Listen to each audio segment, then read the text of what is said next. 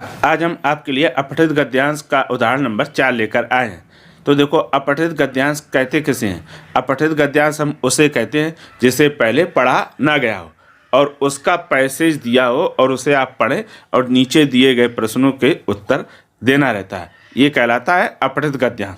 तो देखो, प्रश्न वर्तमान में कैसे पूछे जा रहा है उसको समझ लेते हैं। तो आजकल पूछा जाता है कि निम्नलिखित गद्यांश को ध्यानपूर्वक पढ़कर उस पर आधारित पूछे गए प्रश्नों के उत्तर लिखिए। ठीक, ये हमने बनाया है। जो ये है आपका सीबीएसई बोर्ड हिंदी कोर्स ए और कोर्स बी कक्षा 10वीं के लिए, ये ध्यान रखना।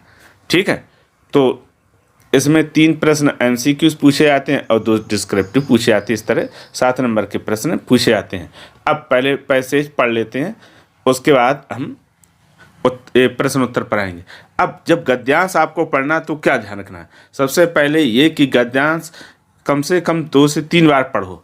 अगर आपके समझ में एक ही बार पढ़ने से आ जाए तो कोई दिक्कत नहीं, ना आए तो 2-3 बार पढ़ लो और समझ लो कि पूरे गद्यांश अर्थात पैसेज में कहा किसके बारे में गया। जिसके बारे में कहा गया समझ लो प्रश्न उसी से संबंधित ही पूछे जाएंगे, उत्तर भी उसी के अनुसार रहेंगे। ये अच्छी तरह समझ लेना। जैसे मान लो कोई अगर गद्यांश पर्यावरण पर है तो समझ जाना कि सारे प्रश्न पर्यावरण पर ही पूछे जाएंगे और जो उत्तर होंगे संभावित वो उसी से संबंधित होंगे। अगर जनसंख्या पर पूछा जाता है तो जनसंख्या पर होगा। तो चलो फिर शुरू करते हैं। पहले गद्यांश को पढ़कर समझ लेते हैं, ये जान लेते हैं गद्यांश किस पर पूछा गया। तो दिया है कि जनसंख्या वृद्धि आज के समय के में एक गंभीर समस्या बन चुकी है।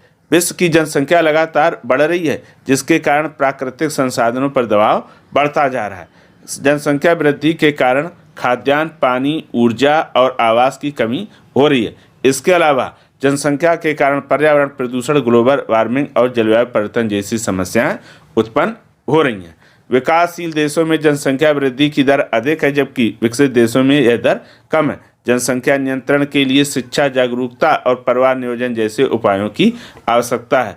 यदि समय रहते इस समस्या पर ध्यान नहीं दिया गया तो भविष्य में इसके गंभीर परिणाम भुगतने पड़ सकते हैं।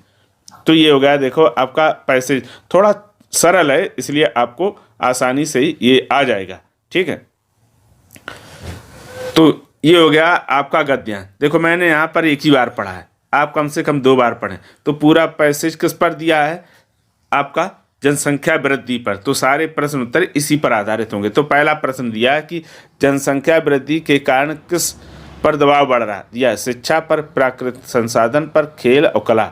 तो इसका विकल्प सही है बी, यानी प्राकृतिक संसाधन पर। प्राकृतिक संसाधन क्या होता है? जो हमारे नेचुरल रिसोर्स होते हैं जैसे पेड़ पौधे, जल, पानी, पृथ्वी, कोयला, खनिज तेल, पेट्रोलियम, ये सब कैसे कहलाते हैं? प्राकृतिक संसाधन। अगर ज़्यादा जनसंख्या बढ़ेगी तो क्या होगा? इनका ज़्यादा उपभोग होगा, ज़्यादा उपभोग होगा तो ये ज़्यादा खर्च होंगे क्योंकि ये सीमित हैं। अब आता है प्रश्न नंबर 2। तो देखो प्रश्न नंबर 2 आपका ये दिया हुआ है। इसमें दिया कि जनसंख्या वृद्धि की दर किस प्रकार के देशों में अधिक है। तो आपके ये विकल्प दिए हुए हैं। दिया हुआ कि विकसित देश, विकासशील देश, औद्योगिक देश, धनी देश। तो इसका सही उत्तर होगा विकासशील देश, यानी विकल्प नंबर आपका 2 सही है। जो विकासशील देश है वहाँ क्या है? इसकी वृद्धि ज़्यादा हो रही। फिर आता है प्रश्न नंबर 3। तो प्रश्न नंबर 3 में दिया है कि जनसंख्या नियंत्रण के लिए कौन सा उपाय आवश्यक है? तो दिया, पहला दिया खेल, पर्यटन, फिर उसके बाद अगला दिया है परिवार नियोजन और संगीत। तो इसमें बिल्कुल सही आंसर है परिवार नियोजन, यानी फैमिली नियंत्रण, यानी कम से कम बच्चे हों। तो विकल्प सी सही है। अब आते हैं 2 प्रश्न ऐसे हैं जो कैसे रहेंगे? डिस्क्रिप्टिव रहेंगे, जिसमें किसी प्रकार का एमसीक्यूज नहीं रहेगा और ये 2 नंबर के होंगे।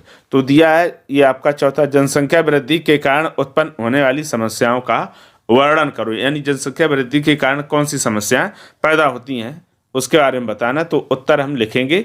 देखो पैसेज में पढ़ लो और समझ लो, और कुछ बातें जो कठिन शब्द रहे वो उसमें पैसेज में से ही निकाल लो। ठीक है, उत्तर लिखेंगे कि जनसंख्या वृद्धि के कारण कई समस्याएं उत्पन्न हो रही हैं।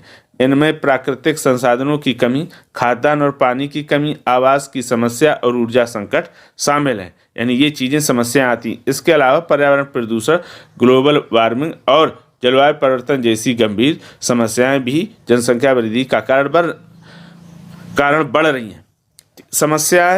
ये समस्याएं मानव जीवन और प्रकृति के लिए खतरनाक साबित हो रही। तो ये होगा आपके चौथे प्रश्न का उत्तर।